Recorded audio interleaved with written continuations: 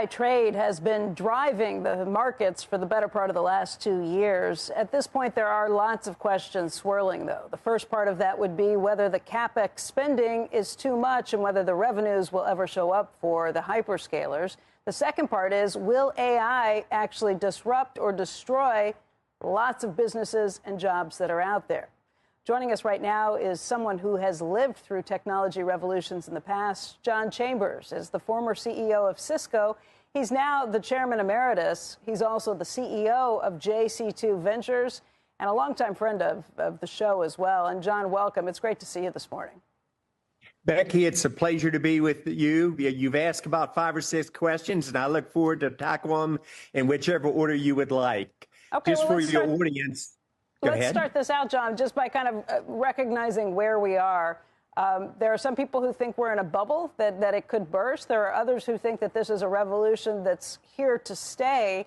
As somebody who has lived through this, as you did back in the year 2000 and around that time, what do you think of what we're seeing today? How much staying power does this have?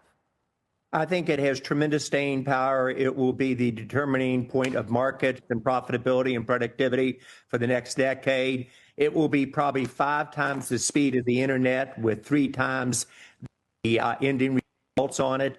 I think we're not only not in a bubble, but we're actually going to see an acceleration. Will there be some spectacular train wrecks and affecting the ecosystem? Absolutely going to occur. People remember just August of last year, MIT said AI isn't really taking off in companies. And that at first startled me because I have every one of my 22 companies are AI and cybersecurity. But when I looked at it, that data was just wrong. You're seeing enterprise move with tremendous speed. The productivity numbers of 2.7% show that people are getting results already. And we're in inning 1 of productivity gains. And it's similar to the internet. You remember during the 90s, productivity averaged about 1.4% for the decade in front of it. And it hit almost 2% average during the 90s because of the internet. This productivity that you're now seeing, I think 2.7 was not an aberration. I think it will probably double from that. I think you'll see numbers we didn't think were imaginable at 5%.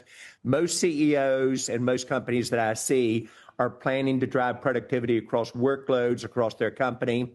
But you will see a disruption between the winners and losers. How fragile is the ecosystem? If there is one big company that gets taken down, whether that's in the Mag 7 or just outside the Mag 7, is that enough to bring down the ecosystem and cause a pal not only over some of those AI names, but maybe over the broader market?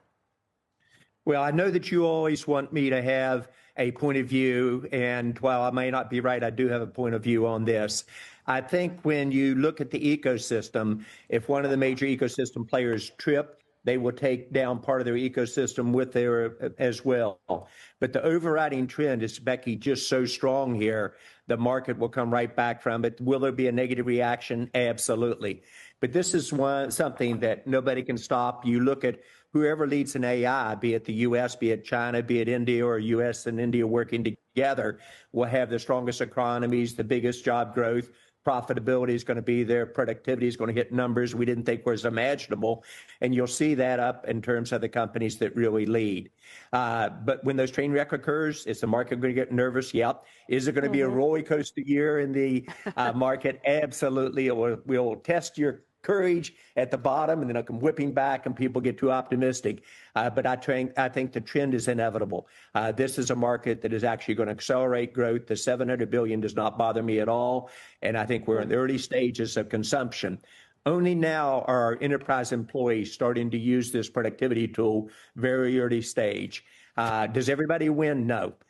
This is not one like the internet where rising tide raises all boats, Becky.